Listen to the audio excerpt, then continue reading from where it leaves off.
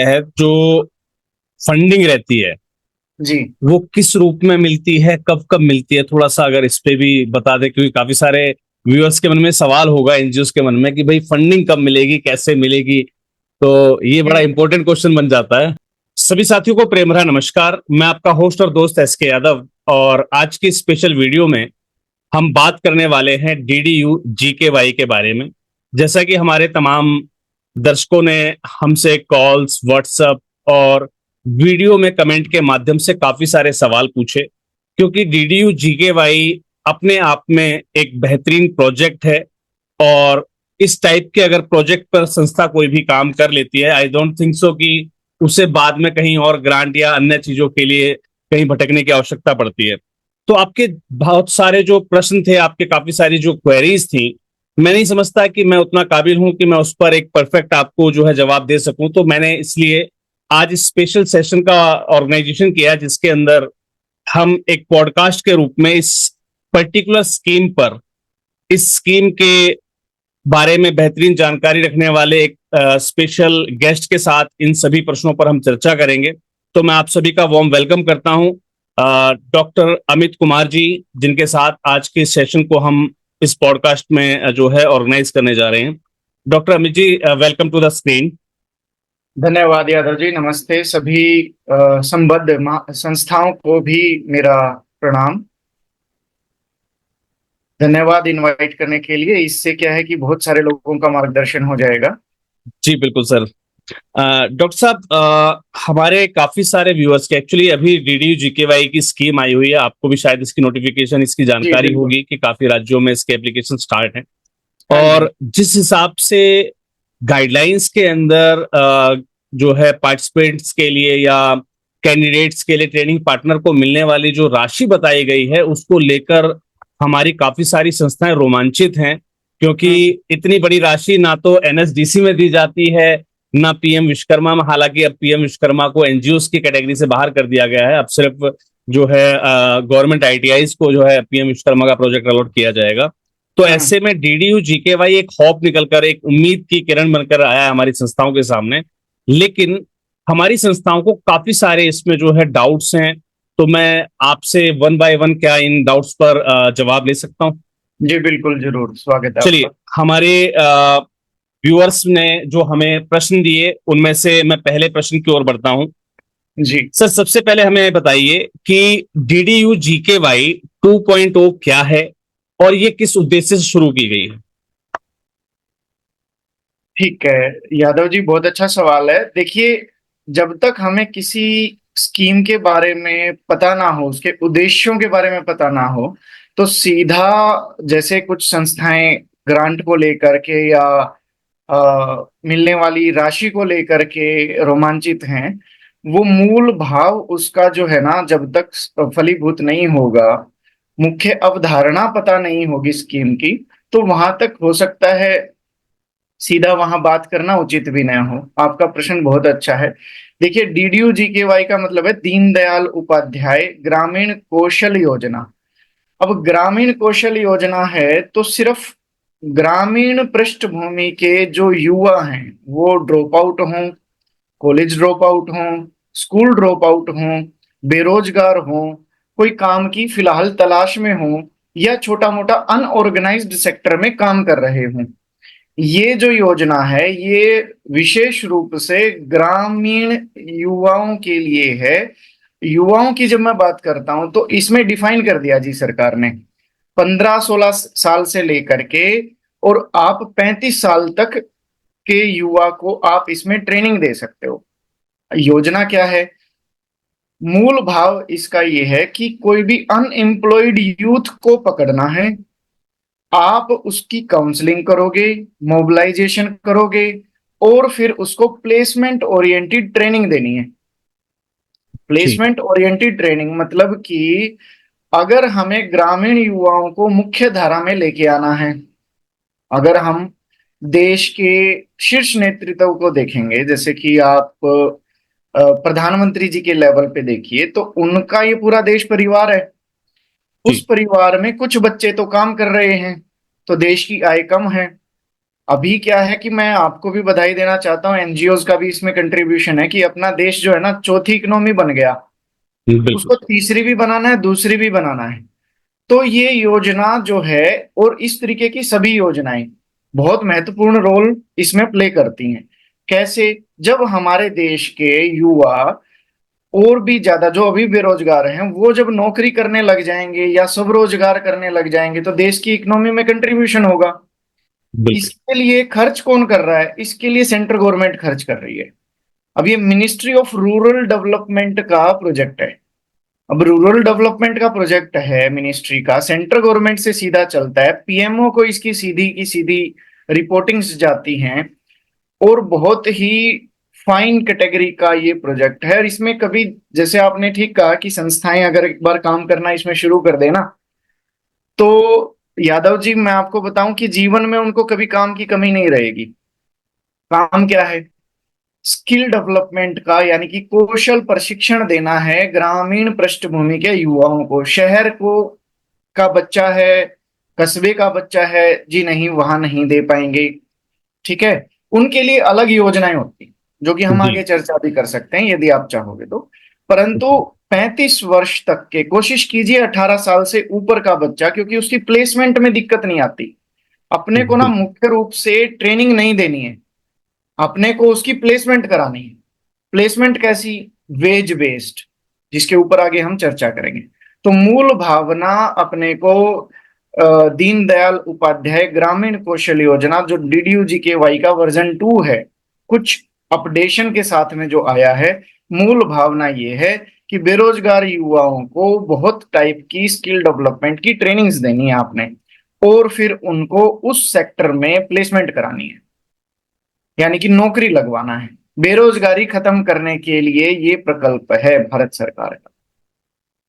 जी, बहुत बहुत धन्यवाद सर, बड़े विस्तार से आपने इसकी जानकारी दी थी कि आखिर डीडीयू जीकेवाई क्या है। यहीं जी पर सर एक प्रश्न निकल कर आता है कि डीडीयू जीकेवाई जैसा कि ये 2.0 है, तो इसके पहले संस्करण में और इस दूसरे संस्करण में मुख्य अंतर क्या है? देखिए यादव जी, ऐसा है बहुत सारे तो जो इसमें अंदर के लोग हैं जो काम कर रहे हैं उनके लिए तो काफी लंबा डिस्कशन हो जाएगा, क्योंकि बहुत सारे पॉइंट्स हैं। पर हम तो अभी नई जो संस्थाएं इसमें शामिल होना चाह रही हैं, तो उसमें मैं मुख्य रूप से कुछ कुछ बिंदु बता दूंगा जी। आपको। आपके साथ तो जो एनजीओ संबद्ध हैं संस्थाएं, वो ईस्टर्न स्टेट्स के भी हैं। अब 2.0 वर्जन की बात करूं तो जो भारत का पूर्वी हिस्सा है, सेवन सिस्टर्स हैं, उधर की तरफ को मुख्य रूप से जोर दिया गया है कि भैया वहां के युवा को भी, वो हमेशा जो है ना एक ऐसा एरिया रहा है जिसको ज्यादा सुविधाएं नहीं दी गई या मिली नहीं, वंचित रह गए थोड़े बहुत, परंतु जी। हैं तो अपने देश के नागरिक ना। तो बिल्कुल। उनको इंक्लूजन की बात करनी है, तो उसके ऊपर थोड़ा सा मुख्य रूप से किया गया है कि भाई ईस्टर्न स्टेट्स में आप वो चलाते हैं तो you will get special privileges. आपको थोड़े बहुत रिलैक्सेशन भी रूल्स में दिए जा सकते हैं, एक मोटी भाषा में इसको समझ लीजिए। दूसरा, जैसे वर्जन 1 में ज्यादा जोर किस पे था? ट्रेनिंग्स पे। अब ज्यादा जोर किस पे होगा? प्लेसमेंट्स पे। ओके। ठीक है दादा? तो प्लेसमेंट्स में अब ज्यादा वरीयता, प्राथमिकता किसको दी जा रही है? जो कैप्टिव एम्प्लॉयर है। फॉर एग्जाम्पल, आपकी एक ऑर्गेनाइजेशन है, आप फैक्ट्री चला रहे हो बहादुरगढ़ में, और आपके यहाँ तो बहुत सारी इंडस्ट्रीज हैं भी, और वो अगर वो बोलता है कि मैं मान लो जूते बनाता हूँ, आपके यहाँ जूते हैं बहुत अच्छे लेवल पे चलता है, एक फूड प्रोसेसिंग यूनिट्स आपके यहाँ बहुत अच्छी हैं, वो बोलता है कि मैं, मेरा अच्छा सेटअप है और मैं 100-200 युवाओं को ट्रेनिंग करके मैं खुद की ही ऑर्गेनाइजेशन का मुझे एक्सपेंड करना है, मैं ही हायर कर लूंगा, तो उसको बोलते हैं कैप्टिव एम्प्लॉयर। उस कैटेगरी में बंदा अप्लाई कर सकता है और उसको जो है ना प्राथमिकता दी जाएगी। यानी कि मुख्य फोकस जो पहले था सिर्फ ट्रेनिंग्स के ऊपर, प्लेसमेंट्स तब भी थी, अब ज्यादा प्राथमिकता से किसको देखा जाएगा? प्लेसमेंट्स को। प्लेसमेंट्स। अगर आपकी प्लेसमेंट्स हैं तो आउटकम होगा, मतलब कि कोई भी एनजीओ काम करता है यादव जी, तो आउटकम बेस्ड उसका सारा का सारा काम रहता है। तो आउटकम क्या है? आपने 100 युवाओं को नौकरी, वो ट्रेनिंग दी है, आपने मोबिलाइज किया है उसमें से 70 यानी कि 70% इंप्लॉयड हो जाने चाहिए। ओके। उसमें से 50-60% तक तो आपके वेज बेस्ड होने चाहिए, यानी कि सैलरी आनी चाहिए जी खाते में। दूसरा, सेल्फ एम्प्लॉयड भी हो सकते हैं, उनके भी आपको प्रूफ देने पड़ेंगे, ट्रैकिंग देनी पड़ेगी, तो उसके ऊपर हम लोग विस्तार से चर्चा कर सकते हैं। पर मुख्य रूप से आप इसको ऐसा देखिए। दूसरा, क्योंकि डिजिटल भारत बन रहा है तो कौशल भारत करके एक अपना पोर्टल है, अब जो डीडीयू जी का 1 के टाइम से ही ये शुरू हो गया था। अब उसको फुल फ्लैश जियो टैगिंग के साथ में, आधार इनेबल्ड बायोमेट्रिक अटेंडेंस के साथ में पूर्ण रूप से उसको लागू कर दिया गया है, और बहुत अच्छे उसके परिणाम आ रहे हैं, ट्रैकिंग बहुत अच्छी हो रही है। तो ओके। मुख्य मुख्य रूप से तो आप ये 3 बिंदु देखिए, इसमें ज्यादातर जो जवाबदेही है ना वो सेंटर्स की और अधिकारियों की, जो ग्रास रूट लेवल पे है ना, उनकी जवाबदेही तय कर दी गई है कि भैया ट्रेनिंग कराई है, प्लेसमेंट्स क्यों नहीं हुई, आपने मोबिलाइजेशन के टाइम पे देखना था। तो उसको स्ट्रोंगली करना पड़ेगा। आप धीरे धीरे करके, आप जैसे और क्वेश्चंस बहुत सटीक पूछते जा रहे हो, आई गेस आपने वर्किंग की है, तो अगर ये भी पूरा पॉडकास्ट कोई लोग देख लेगा तो डीडीयू जीकेवाई के बारे में कोई क्वेश्चन बाकी रहेगा नहीं। बिल्कुल बिल्कुल बिल्कुल बिल्कुल सर।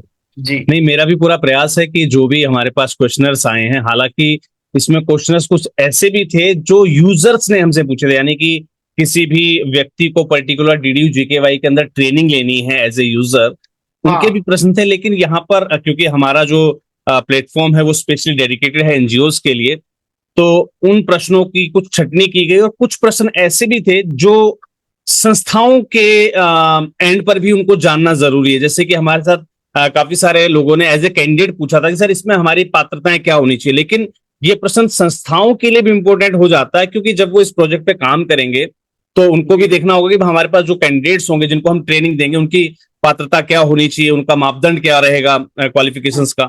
तो अगला प्रश्न सर इसी टॉपिक पे है, लेकिन मैं इससे पहले एक बार, क्योंकि जब हम बात कर रहे हैं इसमें स्पेशल ट्रेनिंग्स की, तो हम्म। किस किस ट्रेड पर ट्रेनिंग दी जानी है, क्या आप मुझे ये उसके बारे में थोड़ा विस्तार से बताएंगे हमारे दर्शकों को, क्योंकि वो बिल्कुल जानना चाहेंगे, यादव जी, बिकॉज लगभग गवर्नमेंट की अभी सर काफी सारी स्कीम्स हैं।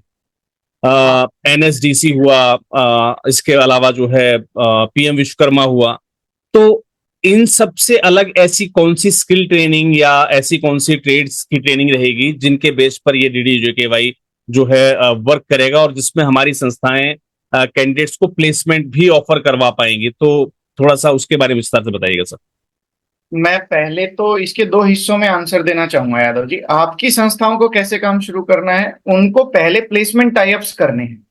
ओके। अप्लाई जब आप कर रहे हो, देखो डेट्स की टेंशन नहीं होती है डीडीयू जी के भाई में, ये ऑलमोस्ट खुला ही रहेगा, आप जब मर्जी अप्लाई कर लेना। और अभी भी जैसे अभी राजस्थान की एक्सटेंड होगी, डेट्स एक्सटेंड हो जाएंगी, जल्दबाजी नहीं करना, पहले अपने कागज पूरे करना, प्लेसमेंट टाइप्स करना। जेन्युइनली आप एक कंपनी के पास जाओगे कि जी आपको किस डोमेन में लोगों की, वर्कफोर्स की, मैन पावर की रिक्वायरमेंट है, उन सब की एक कैटेगरी बनाना, और आप उसी को एज ए सेक्टर आइडेंटिफाई करना।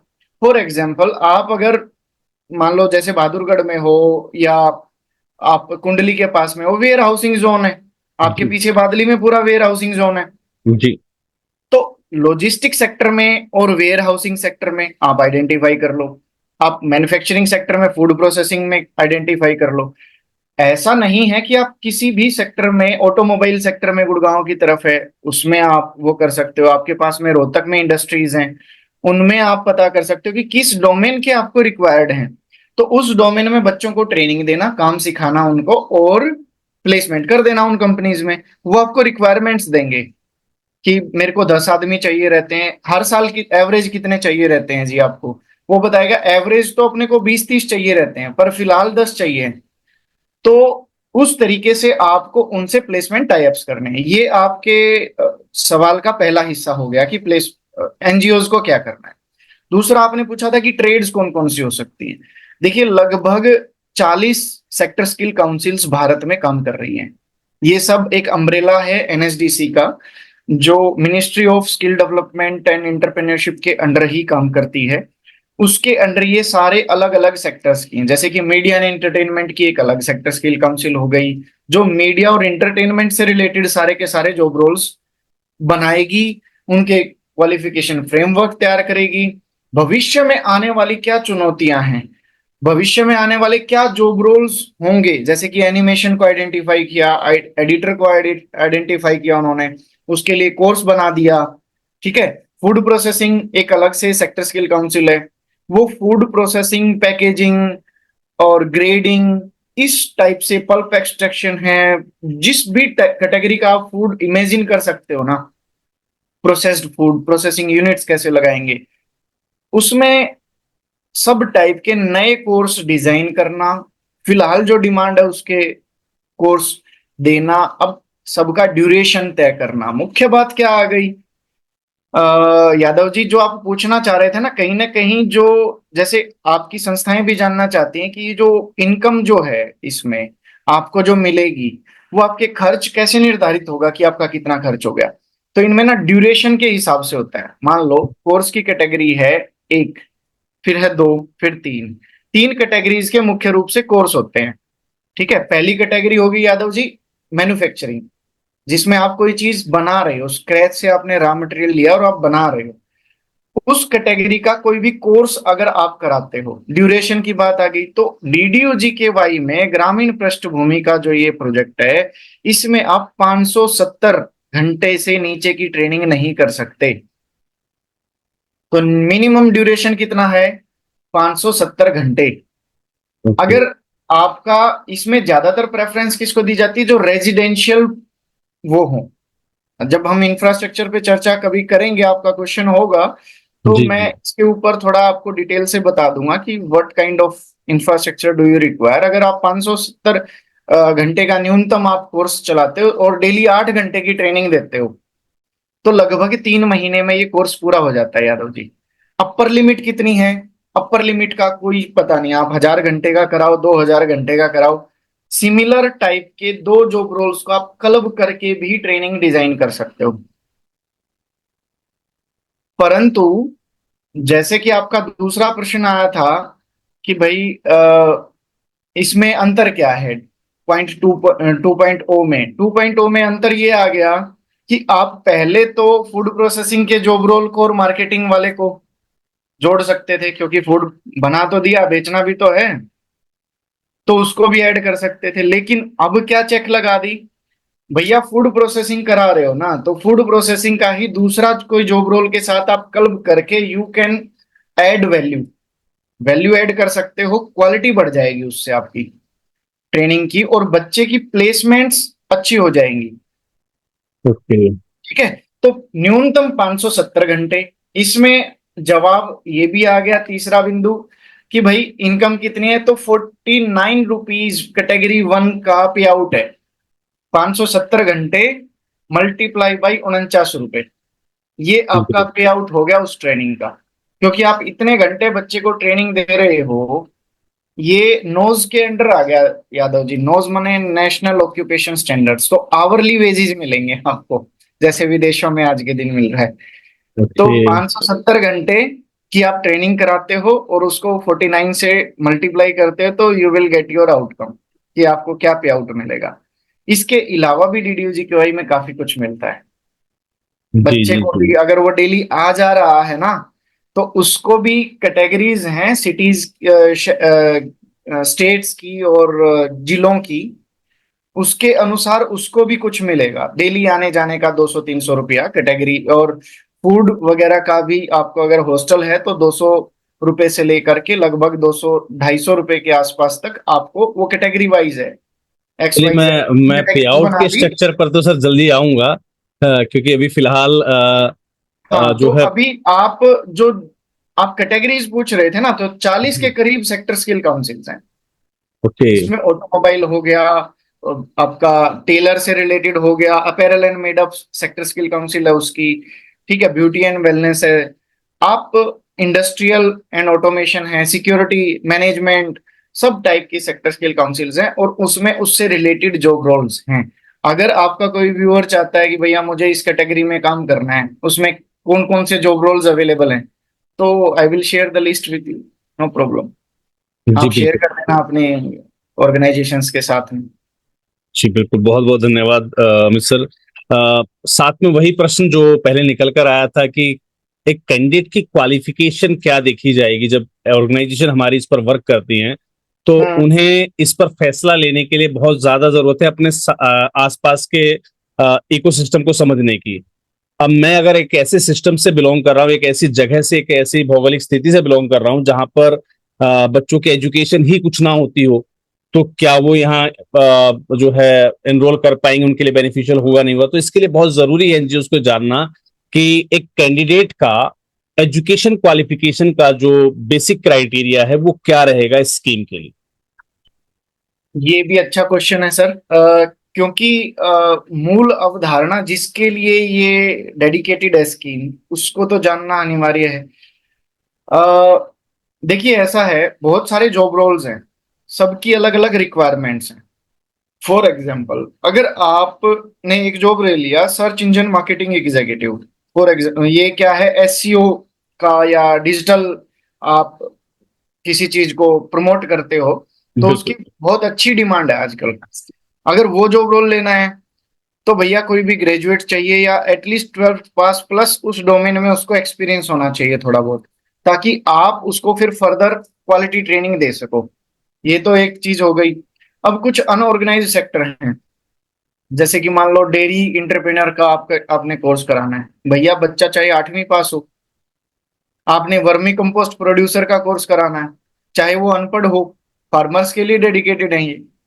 तो हर हम्म। कोर्स की ऑटोमोबाइल में कराना है, उसमें ऑटोमोबाइल में ज्यादातर मांगा जाता है कि बंदा या तो 12th पास हो, आईटीआई हो, और उस डोमेन का उसको कुछ कुछ अनऑर्गेनाइज सेक्टर का एक्सपीरियंस हो। क्योंकि देखो भारत में ना बहुत सारे लोग काम सीख लेते हैं, ऑटोमोबाइल का भी, गाड़ी की सर्विस करना सीख लिया, टू व्हीलर की, थ्री व्हीलर की, लेकिन उनके पास कोई भी प्रमाण पत्र नहीं होता है, जिस कारण से उनको जॉब नहीं मिल पाती है। तो यहां पर सीधा प्रमाण पत्र उसको मिल जाएगा, भले वो 10वीं पास ना हो। लेकिन कुछ जॉब रोल्स की ऐसी रिक्वायरमेंट है, क्योंकि उनका क्यूपी क्वालिफिकेशन पैक ही ऐसा है डिजाइंड, कि उसमें न्यूनतम पात्रता उसकी 10वीं होनी चाहिए, 12वीं होनी चाहिए, किसी में ग्रेजुएट होनी चाहिए। तो वो चीज मैं आपको शेयर कर सकता हूं, परंतु ऐसी बाध्यता सरकार ने नहीं रखी है कि कोई बच्चा अनपढ़ है। क्योंकि जैसे मैंने बोला ना कि इस चीज को घर के सबसे बड़े मुखिया या तो महामहिम श्रीमती द्रौपदी मुर्मू के लेवल पर आप सोचें, या प्रधानमंत्री जी के लेवल पर सोचें, उनको तो इंक्लूजन पे काम करना है। मेरा बच्चा चाहे अनपढ़ हो चाहे पढ़ा हुआ है, मुझे उसको काम पे लगाना है ताकि देश की इकोनॉमी में वो कंट्रीब्यूट करे। तो उसको बिल्कुल। उसके लेवल का जॉब रोल में ट्रेनिंग दे दी जाएगी। ठीक है ना।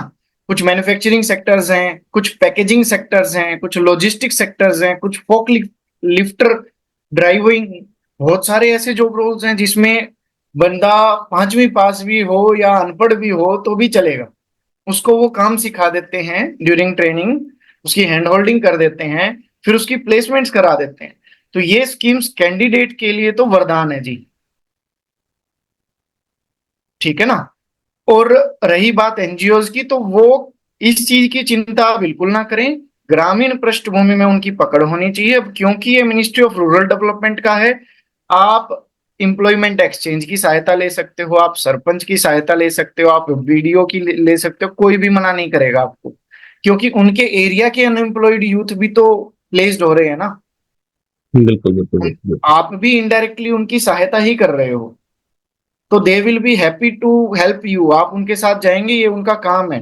दे will help you to find that those kind of unemployed youth जो आपको आपके जॉब रोल के अकॉर्डिंग चाहिए। तो ओके। इसका answer Yadav ji, job role define होने के बाद हम ढंग से कर सकते हैं। अभी के लिए ऐसा समझें, बच्चा चाहे अनपढ़ हो, 10वीं क्लास पास हो, 12वीं क्लास पास हो, ग्रेजुएट हो, पोस्ट ग्रेजुएट हो, अनएम्प्लॉयड तो सभी कैटेगरीज में है। बिल्कुल। ठीक है ना। यानी कि हम ये कह सकते हैं सर, अगर किसी ऑटोमोबाइल इंडस्ट्री ने, जो मेरे क्षेत्र की है, उसने हमें कहा कि भाई हमें मोटर मैकेनिक्स चाहिए हमारी कंपनी के लिए, और बेशक बच्चा 5वीं पास हो, आप हमारे यहाँ भर्ती करवा सकते हो, दैट मीन्स कि मैं उसे डीडीयू जीकेवाई स्कीम के अंतर्गत एनरोल करवा सकता हूँ, देखिए if I automobile have the sector में क्लियर जहां तक परमिशन। मेरी समझ है ना यादव जी, जी। ऑटोमोबाइल सेक्टर में या तो वो, क्योंकि कुछ टर्मिनोलॉजीज और टेक्निकलिटीज आ जाती हैं, आप बात को समझिए, उसको पार्ट्स का सही नाम ही नहीं पता होगा। अगर मान लो उसका सुपरवाइजर बोलता है कि आप क्लच प्लेट उठा के लेके आओ, वो गोल गोल कुछ और चीज उठा के लेके आएगा। तो उसको इट इज एक्सपेक्टेड कि उसको एटलीस्ट नाम्स पढ़ने आते हों, वो 10वीं पास तो कम से कम हो। नहीं, अगर अगर ऑटोमोबाइल इंडस्ट्री कह रही है कि बेशक 5वीं पास हो, हम भर्ती कर लेंगे, आप ट्रेनिंग अगर देकर लेकर आ रहे हैं, अगर कह देन रही उस है केस किसी में, जॉब रोल में, तो आप पूछना चाह रहे हो? हाँ, अगर हमारे पास प्रियर परमिशन है ऑटोमोबाइल इंडस्ट्री से कि भाई हमें 500 लोगों की रिक्वायरमेंट है और हमें इस टाइप के मोटर मैकेनिक्स चाहिए, तो क्या हम संस्थाएं उसको DDU-GKY के अंतर्गत एनरोल कर सकती हैं उस केस में? हाँ, वो मैं आपको बता देता हूँ कि आप इस चीज को कैसे देख सकते हो। देखो, सेक्टर स्किल काउंसिल्स का मैंने जिक्र किया आपको। जी। Sector skill council job role define करती है। जॉब रोल का आपको क्यूपी देखना है, क्वालिफिकेशन पैक, और नोस देखना है, नेशनल ऑक्यूपेशन स्टैंडर्ड्स। यानी कि वो ये बता रहा है इस कोर्स में दाखिला लेने के लिए आपकी पात्रता क्या होनी चाहिए। तो आप ऑटोमोबाइल सेक्टर की सेक्टर स्किल काउंसिल है उसकी वेबसाइट पे जाएंगे, उसमें क्यूपीज देखेंगे। क्यूपीज माने कोर्सेज। जी। उस कोर्सेज का आप जैसे ही डाउनलोड करोगे तो उसमें पहले ही पृष्ठ पर लिखा होता है कि न्यूनतम एज कैटेगरी क्या होनी चाहिए इस जॉब रोल को के अंदर इनरोल करने के लिए, और क्या मिनिमम एजुकेशन क्वालिफिकेशन रहनी चाहिए। ऑटोमोबाइल इंडस्ट्री नहीं बोलेगी, परंतु उसको गवर्न करने के लिए भारत सरकार ने जिसको नामित किया है वो है सेक्टर स्किल काउंसिल। तो सेक्टर स्किल काउंसिल ने जॉब रोल जो डिफाइन किए हैं उसके अनुसार आपको उसमें लेना पड़ेगा बच्चा। नहीं तो वो उसको चीजों को समझ नहीं पाएगा, लॉन्ग टर्म में आपको दिक्कतें आएंगी। तो उनका जो रिसर्च है ना, कोई क्वालिफिकेशन फ्रेमवर्क बनाने का, कोई कोर्स डिजाइन करने का, वो इतना परफेक्ट है यादव जी, हर सेक्टर स्किल काउंसिल का, कि आप उसमें कुछ गुंजाइश देख ही नहीं पाओगे कि भाई इसमें क्या सुधारे हम। वो बहुत ही परफेक्ट और इंटरनेशनल लेवल के कंटेंट्स हैं। ओके। हाँ जी। इस बंदा 6 महीने 3 महीने भी सीख लेना यादव जी, तो वो उस चीज का एक्सपर्ट हो सकता है और उसमें गुजारा कर सकता है। आप सोचो, एक ऑब्वियस। बंदा ग्रेजुएशन करता है, अपने जीवन के इतने साल लगाता है, तब भी उसको कोई हुनर नहीं आता है। बिल्कुल। तो बहुत सारी डिग्रियां लेने के बाद भी बेरोजगार क्यों है युवा? और इसमें वो इतने परफेक्ट बनाए हुए हैं हर सेक्टर स्किल काउंसिल ने। बंदा 3-4 महीने शिद्दत से उसको ट्रेनिंग को दे दे, वो उसमें अपना रोजगार बहुत अच्छा कर सकता है। और भारत सरकार हैंड होल्डिंग कर रही है, सारा खर्चा भारत सरकार का। अगर वो हॉस्टल में भी रहेगा, खाना पीना रहना सब सरकार की तरफ से, बच्चे को कोई खर्च नहीं है। और उसकी नौकरी लगवा के देंगे। नौकरी जब लगवाएंगे तो भैया आने जाने का भी खर्चा, ट्रेन का, अगर मान लो उसकी जॉब जयपुर में लग रही है और वो आपके यहाँ से जा रहा है तो उसका भी खर्चा सरकार दे देगी। अरे वाह। 2-3 महीने तक सर मैं नया हूं उसमें, जब तक मेरी सैलरी नहीं आएगी क्या करेंगे, उसमें भी हैंड होल्डिंग सरकार की तरफ से सपोर्ट रहता है। और पीआईए जो आपके एनजीओज हैं उनकी तरफ से भी सपोर्ट रहता है। सरकार उनको रिम्बर्स कर देती है बाद में, बट बच्चे का पूरा ध्यान रखते हैं। ओके। और हम जो पीआईए होते हैं ना यादव जी, हम हमें ट्रैकिंग देनी होती है 6 महीने 8 महीने की। जब बंदा नौकरी लग गया तो उसकी सैलरी स्लिप्स और पूरा रिकॉर्ड अपने को, बैंक की पासबुक की कॉपी देनी होती है। तो उस करके भी हम लोग की ये ड्यूटी बनती है कि हम अपने कैंडिडेट को बार बार फोन करते रहें, पूछते रहें भाई तेरी कोई सेहत में कोई दिक्कत तो नहीं है। कई बार ऐसे बच्चे ने जगह चेंज की है, चैलेंजेस आने के कारण वो जॉब छोड़ भी सकता है, हम्म। घर पे भी आ सकता है, जी जी नहीं लगा मेरा। तो ये हरियाणा पंजाब के ज्यादा बच्चे क्या कहते हैं, जी नहीं लगा जी। जी नहीं लगे जी। भाई मेरा जी तो नहीं लगा, जॉब तो करनी पड़ेगी ना, घर के नजदीक बिल्कुल। इंडस्ट्री सेटअप हो ऐसा संभव नहीं है। बिल्कुल। आपको रोजगार करने के लिए, पुरुषार्थ करने के लिए तो थोड़ा बहुत घर से दूर निकलना ही पड़ता है। बिल्कुल। तो ये ड्यूरिंग मोबिलाइजेशन आप देख ले। आपके सवाल का जवाब मैं समझता हूं कि मैंने परफेक्टली देने की कोशिश की है। बिल्कुल। बिल्कुल। बिल्कुल। बिल्कुल। सेक्टर्स सारे के सारे हैं, फिर भी इसमें जो आपके एनजीओज फिर फर्दर क्वेश्चंस पुट अप करें ना तो वी कैन हैव, क्योंकि इसमें अपने देश के रूरल जो यूथ है ना उसका फायदा ज्यादा हो रहा है। तो उस करके आप बोलोगे फिर से टाइम निकालना है, बिल्कुल सर कोई दिक्कत नहीं है, हम फिर से एक सेशन ले सकते हैं। बिल्कुल। बिल्कुल सर।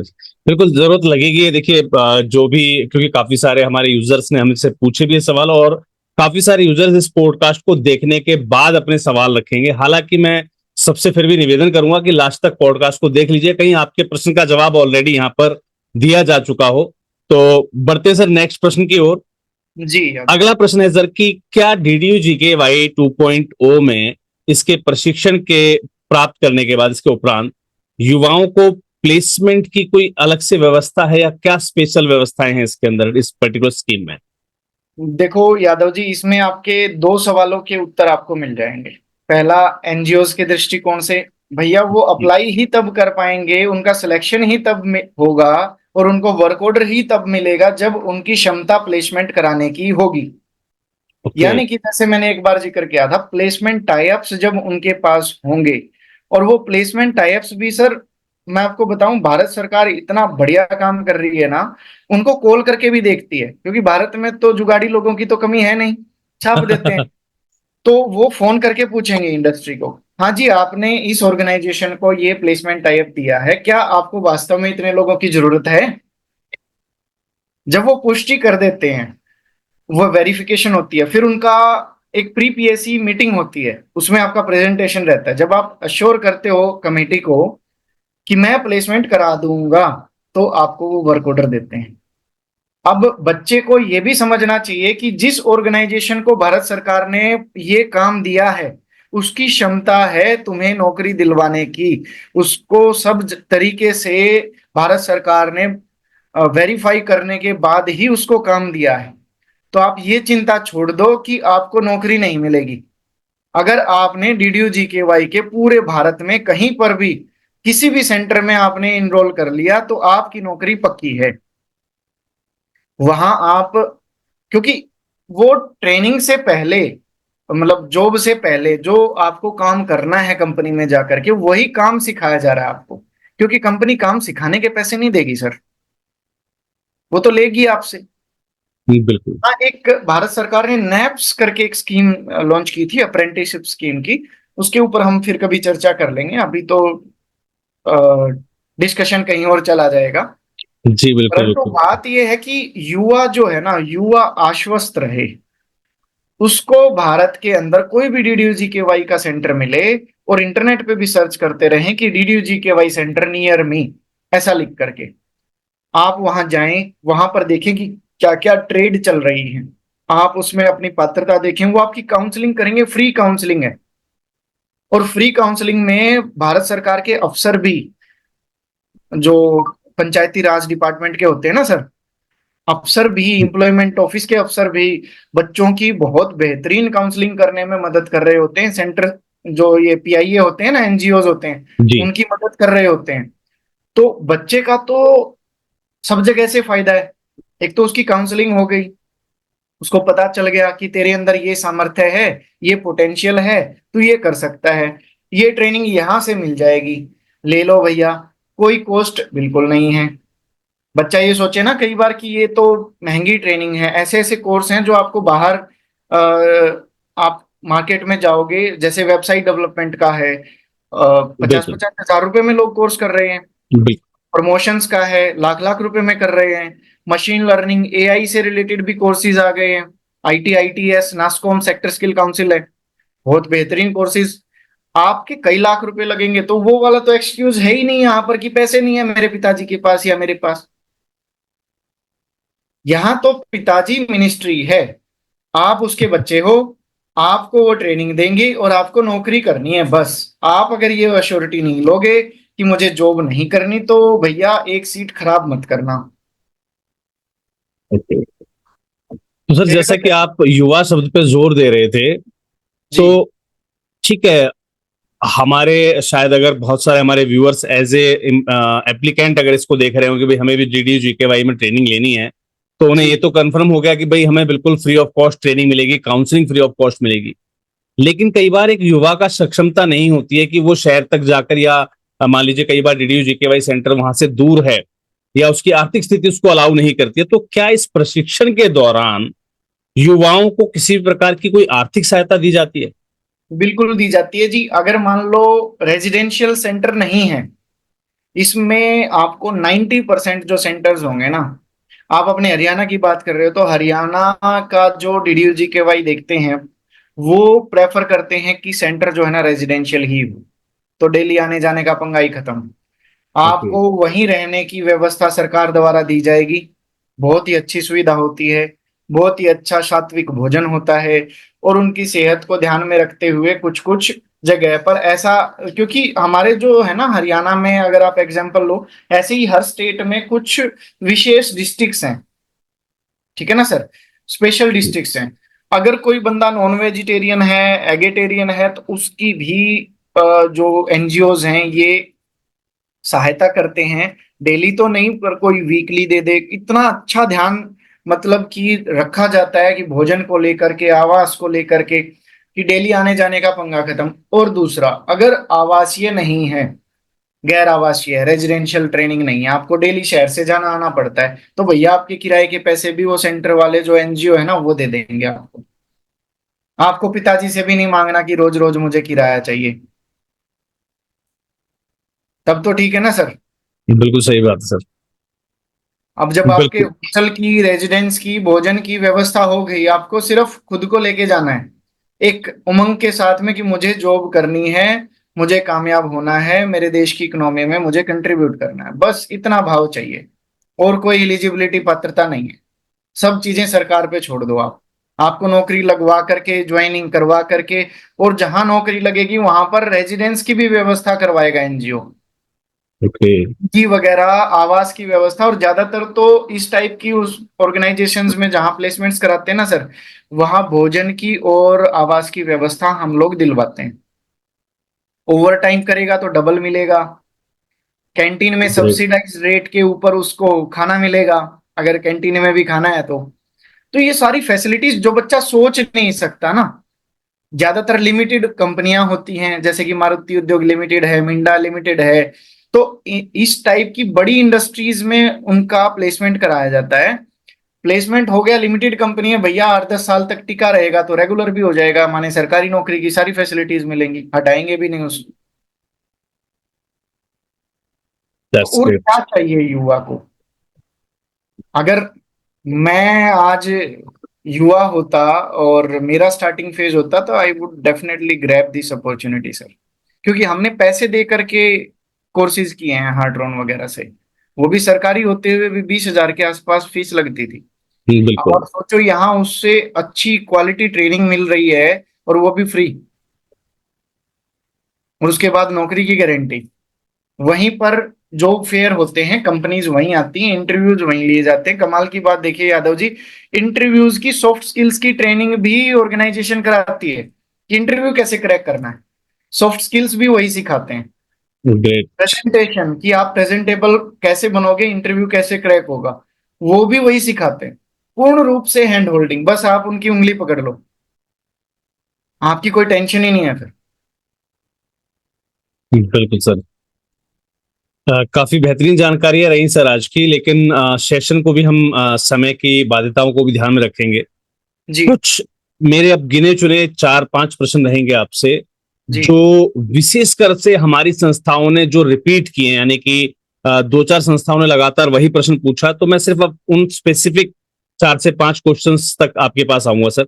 Ji please. अगर कोई एनजीओ डीडीयू जीकेवाई 2.0 में पीआईए यानी कि प्रोजेक्ट इंप्लीमेंटिंग एजेंसी के रूप में रजिस्टर्ड होना चाहती है, बनना चाहती है उसका पीआईए, जी तो उसके लिए उसकी पात्रताएं क्या होनी चाहिए? देखिए यादव जी, 2-3 चीजों का मुख्य रूप से ध्यान रखना है संस्था को। पहला, वो 3 साल से काम कर रही हो इस डोमेन में, स्किल डेवलपमेंट डोमेन में। अगर नहीं कर रही है स्किल डेवलपमेंट का, उसको कोई एक्सपीरियंस नहीं है, तो मेरे ख्याल से, जहां तक मुझे अनुमान है, उसका सिलेक्शन होना मुश्किल है। अब दूसरा रास्ता क्या है? ठीक है, वो करना चाहती है, इच्छा शक्ति है कि वो ट्रेनिंग देना चाहती है, तो वो कंसोर्टियम बना सकते हैं, कंसोर्टियम अलाउड है। मान लो यादव जी की ऑर्गेनाइजेशन जो है उसको एक्सपीरियंस है, ठीक। ठीक है, और मेरी जो ऑर्गेनाइजेशन है, मेरा जो एनजीओ है, उसको एक्सपीरियंस नहीं है लेकिन इच्छा शक्ति है कि मैं कर सकता हूं अपने एरिया में। हम दोनों कंपनीज मिलकर के टाई अप करेंगे, कंसोर्टियम बनाएंगे। दोनों संस्थाओं का पीआरएन होना चाहिए, ठीक है। ओके। तो दोनों को पीआरएन अपना लेना है, कंसोर्टियम बनाना है, दोनों को मिल करके अप्लाई कर देना है। दूसरी चीज, आपका टर्नओवर ठीक ठाक होना चाहिए। टर्नओवर का कुछ परसेंटेज का वर्क ऑर्डर आपको मिलता है। हाँ, पहले की तरह आपको 10% बीजी नहीं देना है अभी। अब बैच वाइज हो गया, जो कि सरल हो गया, चीजें पीआईएस के लिए सरल हो गई। दूसरी महत्वपूर्ण चीज क्या है कि आपके पास प्लेसमेंट टाइप्स होने चाहिए। प्लेसमेंट टाइप्स के ऊपर हम पहले भी चर्चा कर चुके हैं, इंडस्ट्रीज से आपको लेने हैं। तीसरी सबसे महत्वपूर्ण चर्चा कि क्या आपका बजट इतना है कि आप एक रेजिडेंशियल सेंटर एस्टेब्लिश कर सको, जिसमें जहां ट्रेनिंग दी जा रही है उस सेंटर की तो लगभग 3,000 स्क्वायर फीट का एरिया हो। जी। माने एटलीस्ट 300-300 स्क्वायर फीट के 2 क्लासरूम हो, 300-300 स्क्वायर फीट के 2 लैब्स हों। 300 से ज्यादा की ही लैब होती हैं, डिपेंड करा जाता है करता है कि जॉब रोल की क्या रिक्वायरमेंट्स हैं। ऑफिस हो, वॉशरूम्स हो, कन्याओं के लिए अलग हो, लड़कों के लिए अलग से हो, रिसेप्शन एरिया हो, प्लेसमेंट सेल हो, क्योंकि मुख्य काम आपका प्लेसमेंट सेल का ही है, एक अलग से दफ्तर बनाना चाहिए आपको। कंप्यूटर लैब हो, क्योंकि आपको सॉफ्ट स्किल्स भी सिखानी है, आईटी स्किल्स भी सिखानी है। आवास की जहां हम बात कर रहे हैं, कई सारे लोगों को ये कंफ्यूजन रहती है कि भैया हॉस्टल तो बनाना पड़ेगा इसमें, अब हॉस्टल उसी में नहीं बन पा रहा। आप उससे कुछ डिस्टेंस पे हॉस्टल बना सकते हो, वो अलाउड है। और कुछ जैसे आपके संबद्ध संस्थाएं ईस्टर्न स्टेट से हैं, कुछ पहाड़ी एरिया से हैं, जम्मू कश्मीर से हैं, भैया वहां कुछ चीजों में रिलैक्सेशन दी हुई है। जो मैंने 3,000 स्क्वायर फीट बोल दिया तो 3,000 पे रिजिड मत हो जाना, उससे कम में भी हो सकता है। ओके। ठीक है। और उससे ज्यादा है तो बहुत अच्छी बात है। आपके पास रेजिडेंशियल माने हॉस्टल एक डिस्टेंस पे है, फॉर एग्जाम्पल 1 किलोमीटर दूर पड़ता है जी, मैं बच्चों को रोज लेके जाता हूँ आता हूँ, उसमें आपको सरकार कुछ नहीं देगी ले जाने का। आपको भोजन का और आवास का दे रही है सरकार। वो कैटेगरी देखी जाएगी आपकी, एक्स में फॉल करते हो, वाई में या जेड में, उसके हिसाब से पर डे पर बच्चे का आपको मिल जाएगा। ठीक है ना। मान लो 250 रुपये एक बच्चे का मिल रहा है भोजन का आवास का आपको हर रोज, तो उतना अगर 100 बच्चे हैं तो आपको रोज के इतने पैसे मिल जाएंगे। बिल्कुल। ठीक है। तो शुरू में तो आपको खर्च करना है। ये 3 चीजें मैंने आपको बताई सर। 3 चीजों के ऊपर उसको मुख्य रूप से ध्यान दे लेना चाहिए। अगर ये इनमें से एक भी चीज नहीं है, 2 चीजें नहीं है, कुछ चीजें तो बाद में भी मैनेज हो जाती हैं, काम मिल रहा है तो कोई ना कोई सपोर्ट कर देता है आपको, आप लोन ले सकते हो, बैंक इसमें लोन दे देता है, क्योंकि सेंट्रल गवर्नमेंट की स्कीम है। बिल्कुल। एनजीओ को और भी कहीं से प्राइवेट सेक्टर से आप फंडिंग उठा सकते हो कि भाई मुझे इनिशियली सेंटर सेटअप करना है, पैसा तो लगेगा आपका। ऐसा नहीं है कि पहले सरकार पैसा दे देगी, सेंटर आपने बाद में सेटअप करना है। आपके पास पहले सेंटर सेटअप होना चाहिए। Quality council of India, sector skill council मिल करके आपका और मिनिस्ट्री मिल करके इंस्पेक्शन करती है कि हाँ जी, जो ट्रेनिंग इंफ्रास्ट्रक्चर है that is in place. Lab चाहिए, चेयर्स चाहिए, लैब का सामान चाहिए, वो एक भी पिन भी मिस नहीं होनी चाहिए। आप ये सोचते हो कि भाई एक पेंसिल ही तो है बाद में ले आऊंगा, वो पेंसिल ड्यूरिंग इंस्पेक्शन नहीं मिली ना तो रिजेक्ट हो गया सेंटर।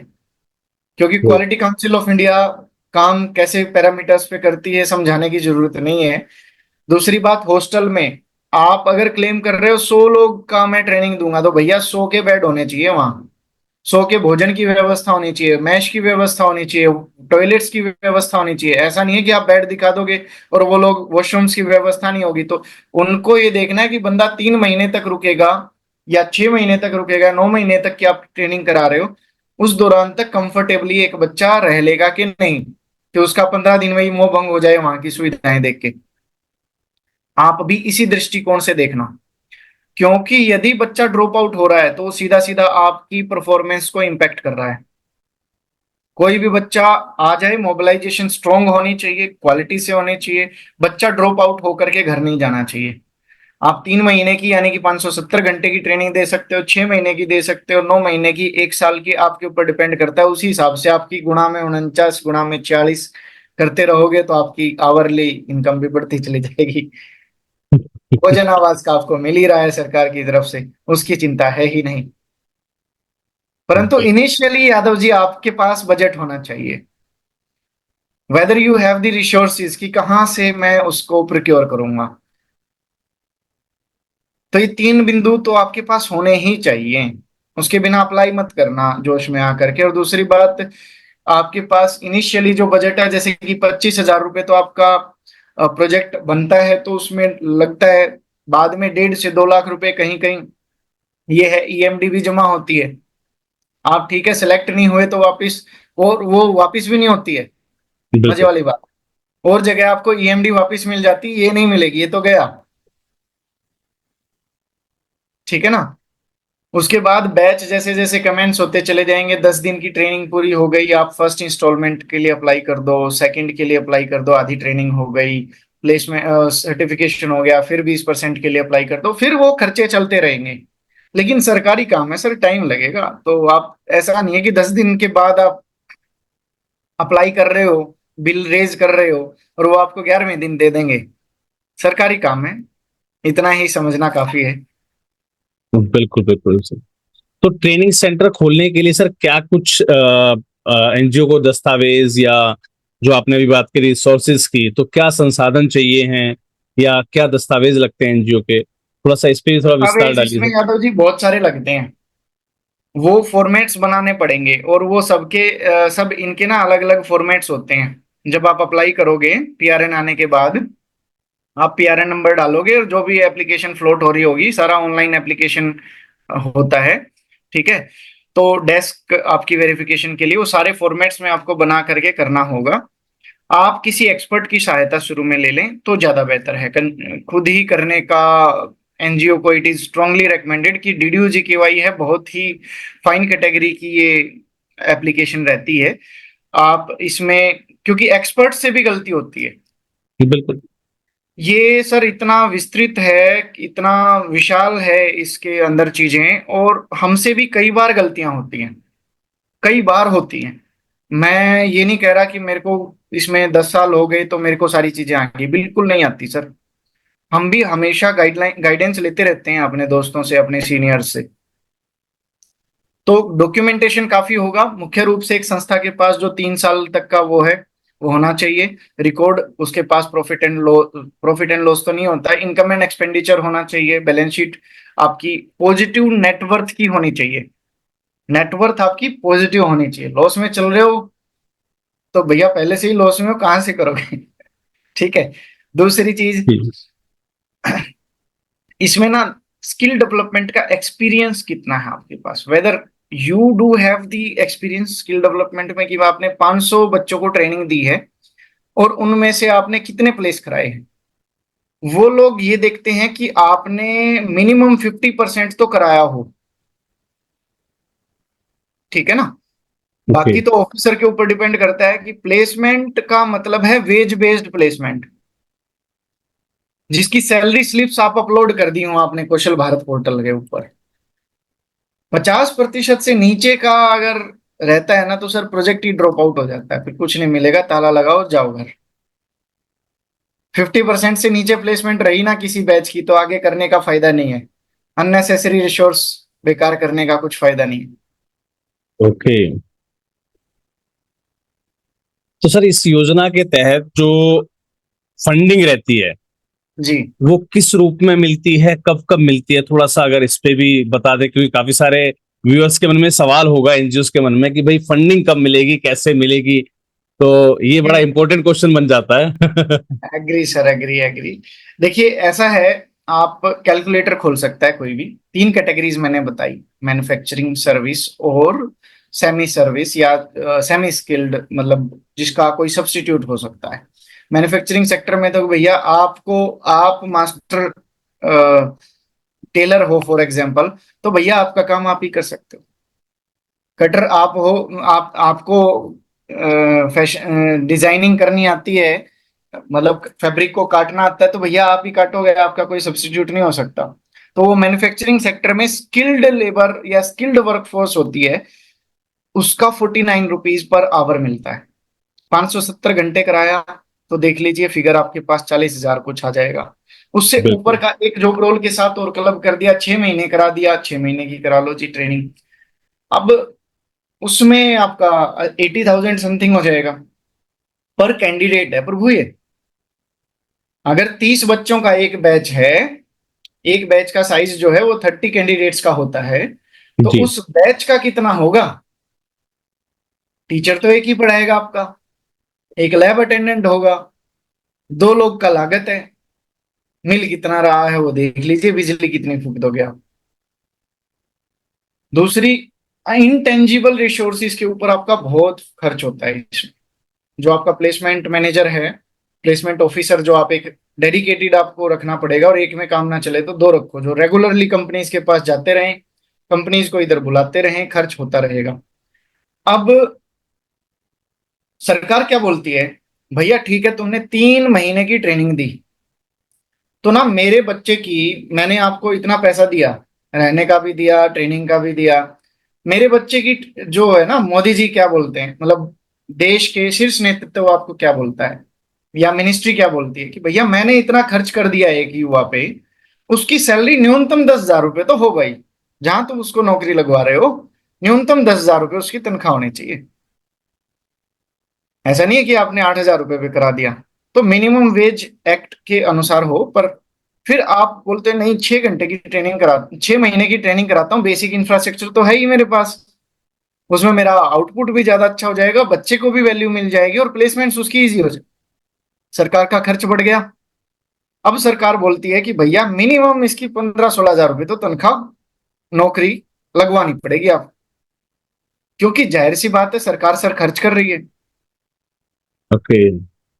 अब आप बोलते हो नहीं यार, 9 महीने की ट्रेनिंग कराऊंगा जी, बड़ा कोर्स ले रहा हूं, तो सरकार बोलती है भैया 18-20 हजार रुपये तनख्वाह होनी चाहिए, उसको वैसी नौकरी भी लगवा देना। तो ऐसा नहीं है कि आप सिर्फ इनकम देखो, आप रिस्पॉन्सिबिलिटी भी देखो, उसके साथ में रिस्पॉन्सिबिलिटी भी अपने को क्या मिल रही है। सरकार मना नहीं कर रही, सेंट्रल गवर्नमेंट का प्रोजेक्ट है, पैसे की कोई कमी नहीं है इस प्रोजेक्ट में, सीधा पीएमओ से चलता है सर, सीधी आप अंडरस्टूड ये मान के चलना, रिपोर्टिंग भी वहां जाती है। पैसा, जेन्युइन कोई भी पीआईए काम करता है ना सर, उसको पैसे की कोई कमी नहीं, ना उसको काम की कोई कमी। आप बिल रेज करो, इंस्पेक्शन होएगी, जस्टिफाई करेंगे वो लोग कि कोई भी लूप होल नहीं है, कोई काम मतलब किसी भी स्तर पर कोई भी मैनिपुलेशन नहीं है, जो आपने दिया है बिल के अंदर वो है ग्राउंड पे, तो they will release your bill, आपके अकाउंट में आएगा। वहां एक कैच है, आपका अकाउंट में पैसा आए इधर उधर आप गाड़ी गुड़ी खरीद लो, ऐसा नहीं होगा, वो एस्क्रो अकाउंट होगा, एसबीआई में खोलना पड़ेगा आपको, उसका पैसा इसी के सेंटर के स्किल डेवलपमेंट में ही खर्च कर सकते हो, सैलरीज दे सकते हो, एक्सपेंसेस, सब चीजों की उसकी आपको एक ट्रेनिंग लेनी चाहिए, किस चीज के ऊपर कितना खर्च कर सकते हो, किस हेड में कितना खर्च कर सकते हो। एसओपीज इसके इतने क्लियरली डिफाइंड है Yadav ji, standard operating procedures, कि किस हेड में आप कितना खर्च कर सकते हो, तो आप समझ सकते हो कि कितनी स्टैंडर्ड की ये स्कीम है। हम्म। आई होप आपको आपका जवाब मिल गया होगा, हॉस्टल वगैरह के तो मिलेंगे ही।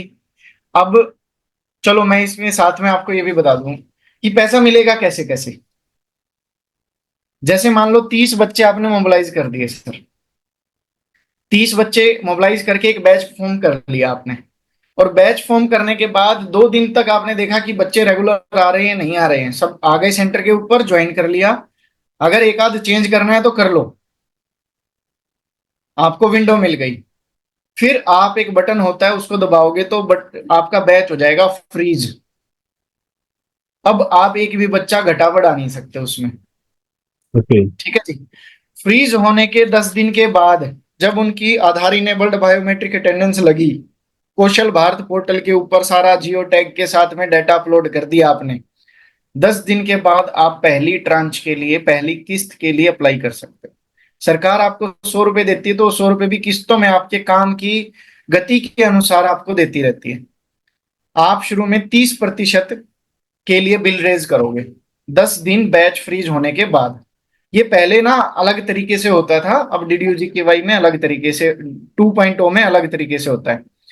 फिर जब आपका बैच की ट्रेनिंग जो है आधी चली गई, ठीक है सर, वो 30% तो आपका इंतजार कर रहे थे बस आते ही खर्च हो जाने, क्योंकि आपकी पहले से ही लागत इतनी ज्यादा लग चुकी है, उनको सैलरीज देनी है आपने, पेंडिंग आउटस्टैंडिंग्स क्लियर करने, वो चला जाएगा आपका। हम सब समझते हैं, सरकार भी समझती है कि अगला पहले से ही इससे ज्यादा लगा के बैठा है। फिर बिल्कुल। 20 दिन तक आपने, मतलब 1-2 महीने तक, और आपने 3 महीने की ट्रेनिंग है तो लगभग 2 महीने आपने चला लेना है, आधे दिन आधे उससे ड्यूरेशन से ज्यादा, तब आप अप्लाई कर सकते हो फिर से 20% बिल के लिए। सब कुछ ठीक है, आपकी इंस्पेक्शन हो जाएगी, जब तक एक दो सेंटर की देख लिया जाएगा, बच्चे सारे आ रहे हैं, कक्षाएं ले रहे हैं, ट्रेनिंग चल रही है प्रॉपर तरीके से, तो आप फिर से 20% बिल के लिए, अब वो 20% क्या है, पूरे बैच की लागत का, ठीक है ना। फॉर एग्जाम्पल 570 घंटे का या आप 600 घंटे का कोर्स करा रहे हो, तो 600 घंटे divide multiply by 49 multiply by 30, और उसका 20% जो टोटल आएगा उसके लिए बिल रेज करोगे। ये बैच वाइज चल रहा है प्रभु। एक बैच आपने फॉर्म किया, एक बैच का, दो बैच किए, दो बैच का, तीन बैच किए, तीन बैच का, तो आपके खर्चे चलते रहेंगे। फिर 20% कब, आप मान लो 3 महीने की ट्रेनिंग पूरी हो गई जी, असेसमेंट हो गई, असेसमेंट हो गई तो उसमें आपके 30 में से ना 25 बच्चे पास हो गए, 5 फेल हो गए, तो आप उन 25 बच्चों का बिल रेज करोगे 20% का, और जो 5 बच गए उनका रीअसेसमेंट का फॉर्म भर दो, दोबारा से पैसे भर दो सेक्टर स्किल काउंसिल में कि मैं दोबारा से रीअसेसमेंट कराना चाहता हूँ, जैसे रीअपीयर के फॉर्म होते हैं ना सर, जी जी जी। ऐसे उनकी दोबारा से रीअसेसमेंट करा दो। तो सरकार आपको एक अवसर देती है कि जी बच्चों को आता था, कई बार बच्चा नर्वस हो जाता है, हो भी जाता है फेल, कोई बात नहीं होती, तो फिर से रीअसेसमेंट करा दो और उनकी फिर से 20% का बिल रेज कर दो। तो 30 20 20 कितना आ गया सर, 70%। बाकी जी का 30% कब मिलेगा, बच्चे की ट्रेनिंग हो गई, उसको सर्टिफिकेट आपने दे दिया, कंपनीज का के साथ जिनके साथ आपका टाई अप था उनको बुलाओ, बच्चे की नौकरी लगवा दो, अपने प्लेसमेंट ऑफिसर को बोलो अब इनके पीछे, इस बैच के पीछे लग जा, इसकी ट्रैकिंग करनी है, एक क्लर्क उसको डेडिकेटेड दे दो उस बैच को, भैया इन बच्चों की हर महीने जैसे ही सैलरी आएगी, सैलरी स्लिप्स और बैंक के खाते की स्टेटमेंट हमें चाहिए कॉपी। अगले महीने फिर 6 महीने तक लगातार जब वो आप कर लोगे, कई कई स्कीम्स में 9 महीने, एक एक साल तक, वो कोर्स वाइज डिपेंड करता है, आपको ट्रैकिंग देनी होती है ओके। उनकी, बैंक की स्टेटमेंट और सैलरी स्लिप देगी आपको कंपनी, क्योंकि जब आपका प्लेसमेंट टाई अप हुआ था तो कंपनी को आपने बोला था भाई मैं जिसकी नौकरी लगवा रहा हूं उसकी मुझे प्लेस सैलरी स्लिप आप दे देना कि मैंने इतनी सैलरी इसको दे दी है, इसके खाते में डाल दी है, वो क्योंकि आपको सरकार को अपलोड करनी होती है कौशल भारत पोर्टल पे बैच वाइज। तो जैसे वो हो जाएगा आपका 6 महीने, तो आपको 30% आपका आ जाएगा। ये एक तरीके से आपकी बचत हो सकती है। उसमें आपका मेजर खर्चा जो होता है वो प्लेसमेंट ऑफिसर्स का और ट्रैकिंग का ही होता है। उनकी फिजिकल वेरिफिकेशन भी सरकार करती है, जा करके उस कंपनी में, कंपनी चाहे बेंगलोर में लगवाई आपने ड्यूटी बच्चे की, वो बेंगलोर में जा करके चेक करके आएंगे, उसको जियो टैग, उसकी फोटो लेके आएंगे, अपलोड करेंगे। आपने जो अपलोड कर दिया आपके प्लेसमेंट ऑफिसर ने, उसने भी जा करके वेरीफाई करना है, वो लोग भी वेरीफाई करेंगे। आपकी क्वालिटी टीम जो होती है ना, आपको एक अपनी क्यू टीम बना लेनी है, क्वालिटी अश्योरेंस जो करती रहती है कि भाई प्लेसमेंट ऑफिसर ने जो काम किया है वो उसके ऊपर चेक करेगा, उसके ऊपर फिर एनजीओ का जो चेयरमैन है वो अधिकारी होता है, वो देखे। अपने तरीके से आप लोग बना सकते हो, उसमें सरकार की बंदिश नहीं है, पर क्वालिटी मेंटेन करनी, क्योंकि वो 30% ही एक अच्छा अमाउंट होता है, वही अगर आप छोड़ दोगे। और इसमें मेजर कैच क्या है, 50% आपकी वेज बेस्ड प्लेसमेंट होनी चाहिए, बाकी के 20 30% बच्चों ने काम सीख लिया, वो अपना काम शुरू करना चाहते हैं, तो सरकार बोलती है ठीक है ना, कर लो, आपको लोन चाहिए सब्सिडाइज रेट्स पे, सरकार वो भी हैंड होल्डिंग कर देगी, क्योंकि डीडीजी के वाई का सर्टिफिकेट है, हर चीज में मदद मिलेगी उसको, वो अपना काम शुरू कर ले। जहां उसकी दुकान खोली है, जहां उसने सेटअप लगाया है, उसका भी वेरिफिकेशन हो जाएगा, वो भी प्लेसमेंट काउंट हो जाएगी। तो 50% से नीचे तो छोड़ना ही नहीं, 70 या 80%, अच्छा 80% हो जाए तो भाई साहब आपको भी इंसेंटिव मिलेगा, बच्चे को भी मिलेगा। 90% हो जाए तो और भी इंसेंटिव मिलेगा आपको। जहां 30% मिल रहा था, हो सकता है सरकार खुश हो जाए कि बेटा बहुत अच्छा काम किया आपने, मेरे सारे बच्चे नौकरी पे लगवा दिए, ठीक है, तो आपको इंसेंटिव मिलेगा। बच्चे को आपने दुबई में प्लेस करा दिया, क्योंकि दुबई में प्लम्बरों की, इलेक्ट्रिशियनों की, सबकी डिमांड है भैया। आप जो जो काम यहाँ डीडीयू के वाई में करा रहे हो, सारे के सबकी यूएई में डिमांड है। बिल्कुल। इंटरनेशनल प्लेसमेंट करा ली तो यू विल गेट इंसेंटिव, बच्चे को भी इंसेंटिव मिलेगा। तो there are some incentive schemes as well, ऐसा नहीं है कि उतना ही मिल रहा है ना जी, ज्यादा आउट परफॉर्म करो आपको मिलेगा, सरकार इतनी ओपन है। तो 30 20 20 30 आई होप सबको समझ आ गया होगा। बिल्कुल बिल्कुल सर, काफी एक विस्तृत साथ रूप नहीं में मिलेगा, आपने काम करोगे जानकारी वैसे दी। वैसे मिलेगा। नहीं, काफी विस्तृत रूप में आपने इस पेमेंट स्ट्रक्चर को क्लियर किया, क्योंकि एनजीओस का मेन मेरे ख्याल से फोकस अगर देखा जाएगा इस पूरे जो है हमारी इस वीडियो का, तो यहाँ पर फोकस ज्यादा रहेगा एनजीओस के कब क्या कैसे और मिलेगा। तो हाँ जी, हाँ जी। ये एनजीओस थोड़ा के कैची भी होता है यादव जी, बिल्कुल ये थोड़ा कैची भी होता है। उनके लिए नया है, ठीक है, परंतु जैसे इसके अंदर वो एंटर होंगे तो जब भी उनका खर्चे का और टाइम आएगा उनको कुछ ना कुछ सरकार दे देती है, कोई कोई टेंशन वाली बात नहीं इसमें। बिल्कुल जी। वैसे तो आपने सर इस स्कीम के बारे में पूरा विस्तार से बताया ही है, लेकिन एक बार जी शॉर्ट में संक्षेप में एक बार ये प्रश्न मैं फिर से रिपीट करना चाहूंगा जी प्लीज। कि पीआईए बनने के बाद हम्म। एनजीओ की प्रमुख जिम्मेदारियां क्या हो जाती हैं, ट्रेनिंग से लेकर प्लेसमेंट तक, थोड़ा सा संक्षेप में अगर आप बता सकें। जी मैं बिल्कुल कोशिश करता हूँ। देखिए, जो पीआईए है, पीआईए की ही जवाबदेही है वो मोबिलाइजेशन स्ट्रोंग करे।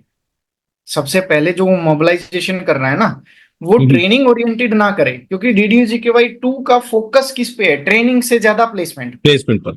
ये बात शुरू में समझ लेनी है। अवधारणा जब आपको किसी स्कीम की समझ में आ गई तो आपके लिए चीजें आसान हो जाती हैं। आप कैंडिडेट कैसे उठाओ, जरूरतमंद जिनको नौकरी की जरूरत है। भाई नौकरी पे जाने के बाद तुझे काम ये करना है जॉब में, अब सीधा तो फ्लोर पे नहीं उतारेंगे तेरे को। फ्लोर पे उतारने से पहले वो काम आना भी तो चाहिए अपने को, बिल्कुल। ठीक है ना। तो पहले काम सीखना है, फिर जाकर के करना है, उसकी आपको इनकम मिलेगी। जब तक आपका ये एक तरीके से ट्रेनिंग चल रही है, ये कंपनी की ही ट्रेनिंग मान के चलो आप।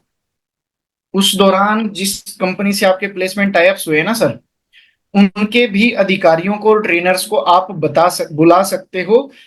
क्योंकि देखो, इस स्कीम का उद्देश्य तो यही है कि व्हाट इंडस्ट्री डिमांड्स और what education system is providing, there is a huge gap. उस गैप को ब्रिज करने के लिए DDGKY है।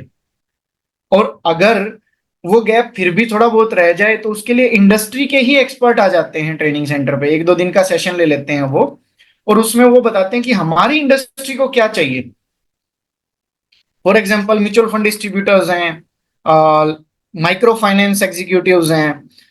सर आज के दिन माइक्रो फाइनेंस कंपनीज बन रही है, अभी तो RBI ने फिर से ओपन कर दिया।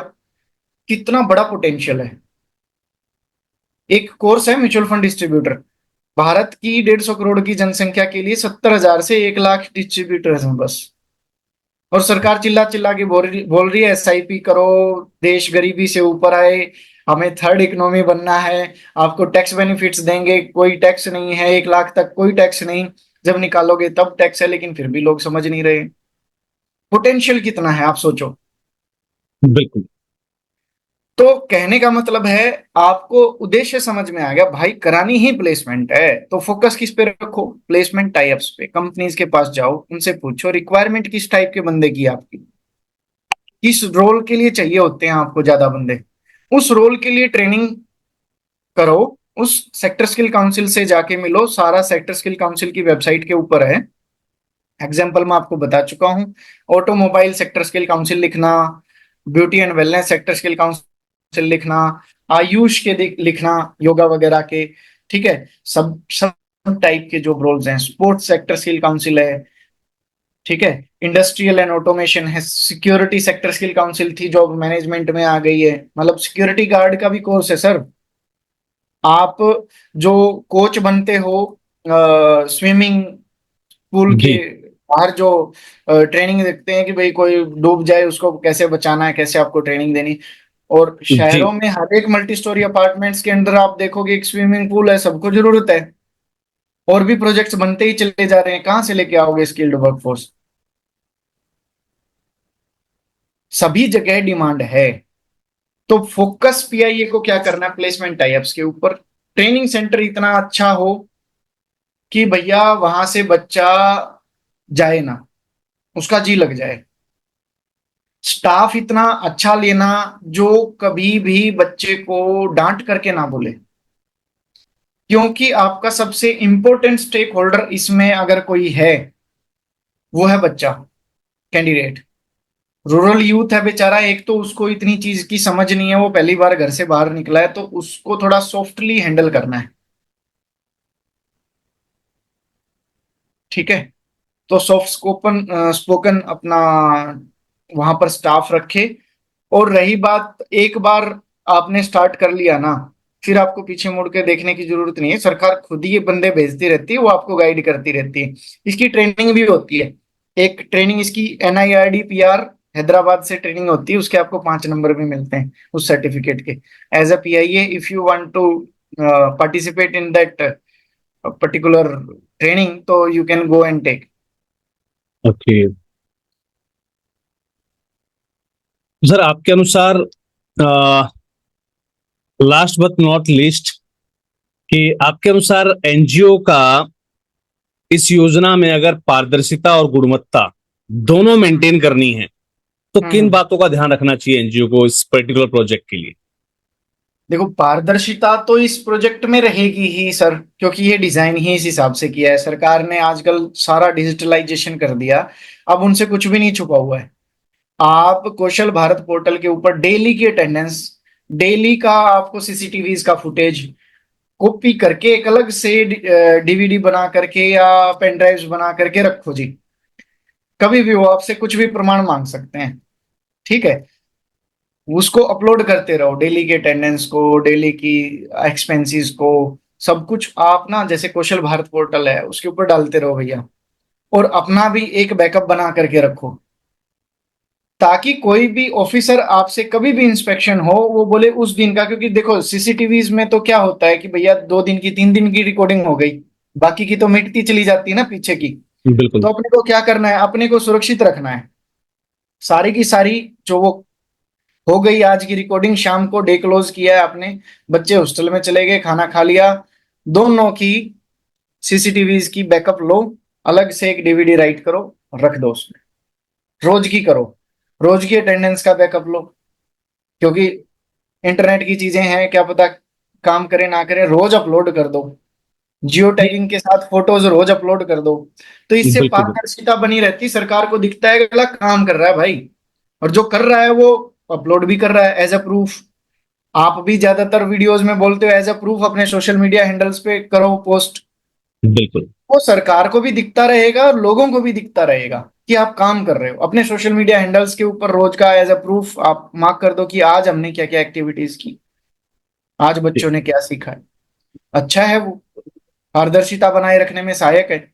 दूसरा, सरकार ने तो वो पोर्टल बनाया है इसलिए सर कि डेली की अटेंडेंस देख सके, डेली का वर्क प्रोग्रेस देख सके, डेली की एक्सपेंसेस वगैरह देख सके, डेली के स्टाफ की अटेंडेंस देख सके, सब कुछ उनको।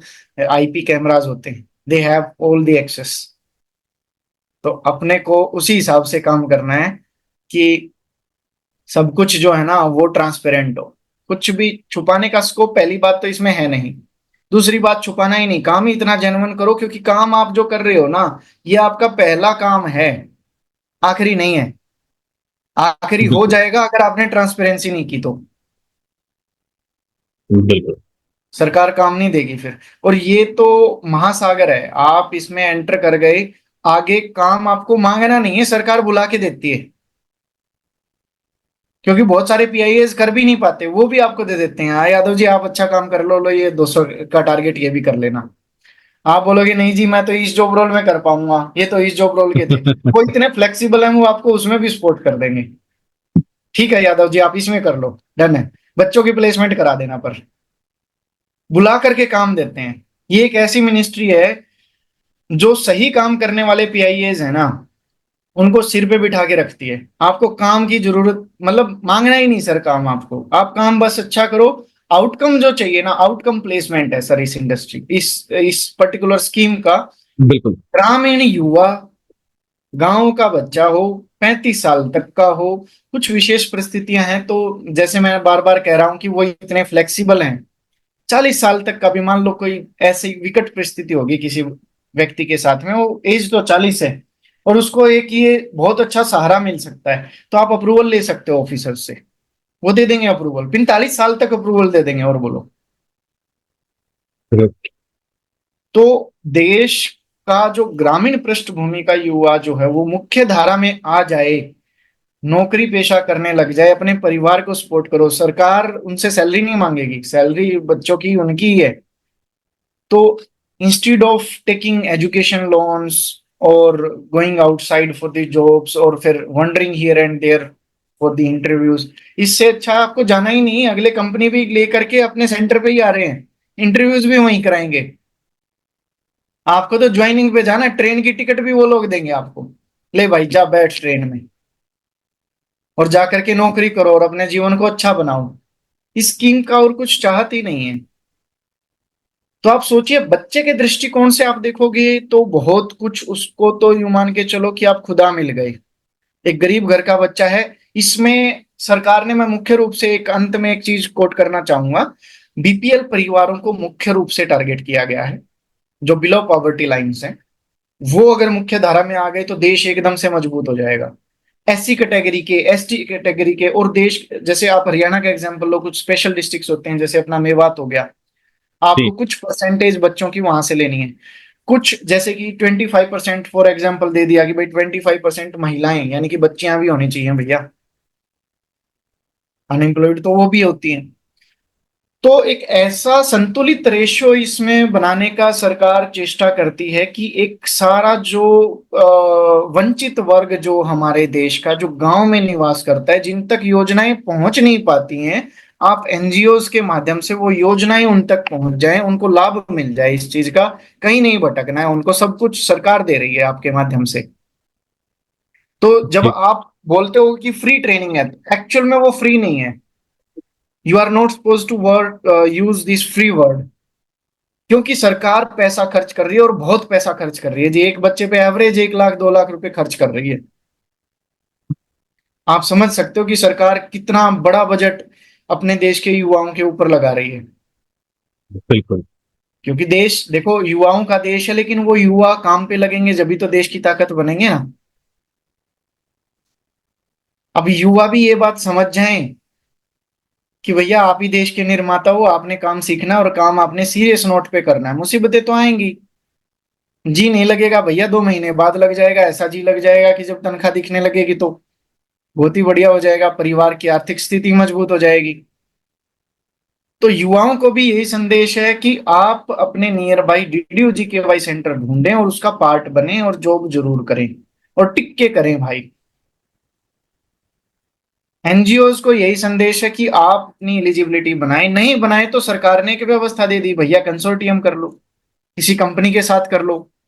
वो तो कैप्टिव एम्प्लॉयर भी हो सकता है, भाग के आपको काम मिलेगा, ठीक है ना। दूसरी किसी ऑर्गेनाइजेशंस को ढूंढ लो जिनका टर्नओवर आपसे अच्छा है, जो पीआरएन, उनका अप्लाई कर लो। पीआरएन कैसे अप्लाई करना है आप पिन कर देना, आपकी मैंने 2-3 दिन पहले वीडियो देखी थी, आपने पूरा ही तो एक्सप्लेन किया हुआ है उसमें पीआरएन कैसे लेना है। जी। उसको आप डिस्क्रिप्शन में डाल दो, पीआरएन ले लेंगे। उसके बाद स्किल डेवलपमेंट का एक्सपीरियंस या तो आपका या आपके कंसोर्टियम पार्टनर का चाहिए। प्री पीएससी मीटिंग होगी, पहले डेस्क असेसमेंट होगी, फिर आपकी एनजीओ के दफ्तर में आएंगे वो लोग, देखेंगे कि सेटअप कैसा है, हवा में तो नहीं है, कभी ना कागजों पे ही चल रहा हो। बिल्कुल बिल्कुल बिल्कुल। तो वो डेस्क असेसमेंट के बाद फिजिकल असेसमेंट भी होगी, सारे कागज पत्री जो आपने अपलोड कर रखे हैं वो सारे चेक होंगे। उसके बाद प्री पीएससी मीटिंग के लिए अप्रूवल आ जाएगा आपका कि कब मीटिंग है, आपने कब प्रेजेंटेशन देना है। और उस मीटिंग के बाद में आपको वर्क ऑर्डर एलोकेट कर दिया जाता है, देन गो अहेड, काम शुरू करो। शुरू में ही सेंटर लगा के नहीं बैठना है, जब वर्क ऑर्डर एलोकेट हो जाए तो उसके बाद लगाना है। ये चीजें चरणबद्ध तरीके से चलेंगी। बिल्कुल बिल्कुल।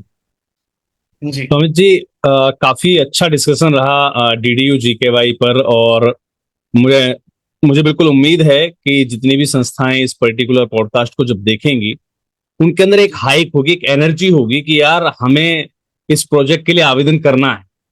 बिल्कुल लेकिन सर। जिस और हिसाब से सही आपने तरीके बताया से कि करना है। है, जिस हिसाब से और आपने बताया सही ना कि इसमें तरीके से। कॉम्प्लिकेशंस भी हैं काफी सारी, तो वहां हाँ। पर संस्थाओं को अगर इससे संबंधित आप कोई संदेश देना चाहें, और आगे अगर उनको कभी कोई हेल्प की आवश्यकता पड़े अगर इस पर्टिकुलर एप्लीकेशन के लिए, तो उनके लिए कोई संदेश हो। देखिए ऐसा है, कंसल्टेंसी तो उनको महंगी पड़ेगी। सबसे बेस्ट है कि वो एनजीओ महासन को संपर्क करें, यानी कि एसके यादव को संपर्क करें। जैसे आज आपने मेरे को बुलाया है, आप किसी और को भी बुला सकते हो, तो सबका मार्गदर्शन हो जाएगा। और रही बात समाज सेवी संस्थाएं हैं, उनके माध्यम से औरों का भी तो भला हो रहा है, तो उनके लिए हम हमेशा हाजिर हैं और बिल्कुल विदाउट एनी कॉस्ट हाजिर हैं। जितना हमें, देखो हमें भी तो किसी ने सिखाया ही है सर। और आप तो मुझे जानते हो, मैं जिस परंपरा से हूँ वहां अपना नॉलेज है ही नहीं, हमें भी किसी ने दिया है, हम उसको आपको दे देंगे। हमारा तो कुछ है ही नहीं। तो अगर बिल्कुल आपकी कुछ हेल्प होती है मेरे किसी बात को बताने से, तो I will be always there sir. क्योंकि अल्टीमेटली अपने देश के युवा का फायदा हो रहा है, इसके लिए तो हम उपलब्ध हैं ही। देश मजबूत होगा, हम तीसरी इकोनॉमी भी बनेंगे। और हम सब देखना चाहते हैं सर अपने जीवन काल में दूसरे नंबर तक तो हम लोग देखें कि अपना देश जो है आगे बढ़ रहा है। बहुत ही अनुकूल माहौल है। बिल्कुल सर। सब लोग ऊर्जा के साथ आगे बढ़े, सब आपके साथ हैं, सरकार ही साथ है, तो चिंता ही नहीं हमारे जैसों की, तो हम तो ऑटोमेटिकली साथ हैं आपके। बिल्कुल सर, मैं अपनी पूरी टीम की ओर से और हमारे सभी व्यूअर्स की ओर से आपका धन्यवाद करना चाहूंगा कि आपने अपना कीमती समय निकाला और इस पर्टिकुलर स्कीम पर जो भी हमारे एनजीओस के डाउट थे मेनली, वो आपने बिल्कुल क्लियर किए। और जैसा कि सर ने आपसे कहा है कि भाई अगर इसके बावजूद भी आपको लगता है कि आपका कोई ऐसा प्रश्न, आपका ऐसा कोई डाउट जो अनक्लियर रह गया हो, तो आप नीचे वीडियो के कमेंट बॉक्स में अपना प्रश्न लिख सकते हैं। मैं पूरा प्रयास करूंगा कि जो भी इस पर्टिकुलर टीम के एक्सपर्ट हैं और डॉक्टर अमित जी का साथ हमेशा हमारे साथ है, तो हम इनसे जो है आपकी क्वेरीज को रिजॉल्व करेंगे। और जैसा कि सर ने कहा कि अगर दोबारा आवश्यकता पड़ी तो हम एक दोबारा सेशन भी इस पर आयोजित करेंगे जिसमें आपके सारे प्रश्नों का जो है क्लियरेंस हो जाए। और पूरा प्रयास रहेगा कि आप पहले इस वीडियो को ध्यान से देख लीजिएगा, समझ लीजिएगा। इस पूरे पॉडकास्ट में मैंने संबंधित सभी प्रश्नों का इस पर्टिकुलर स्कीम के एक्सपर्ट से सभी जवाब लिए हैं। आपके सारे डाउट्स यहाँ क्लियर हो जाने चाहिए। उसके बावजूद अगर कोई आपका डाउट रहता है तो ही आप जो है नीचे कमेंट बॉक्स में हमें लिखिएगा। चलिए, डॉक्टर अमित जी का बहुत बहुत धन्यवाद। हम जो है आभार धन्यवाद। व्यक्त करते हैं कि आपने अपना कीमती समय निकाला सर। और अगर मेरा आपसे निवेदन भी रहेगा, अगर हमारी जो व्यूअर्स हैं, हमारी जो संस्थाएं हैं, अगर उनको एप्लीकेशन से संबंधित कोई समस्या आती है तो ऐसे में आप एक हैंड होल्डिंग सपोर्ट के रूप में आप जो है जी हमें जी, जरूर जो है साथ दीजिएगा महासंघ का। बिल्कुल बिल्कुल, हम आपके साथ हैं, कोई दिक्कत नहीं है। जी, थैंक यू सर। तो चलिए अब धन्यवाद। इस सेशन को हम एंड करते हैं और मिलते हैं किसी और पॉडकास्ट में, नई किसी एनजीओ के साथ या नई किसी स्कीम पर उसके एक्सपर्ट्स के साथ। तब तक के लिए सभी को जय हिंद, जय भारत, धन्यवाद। नमस्ते जी। Thank you sir.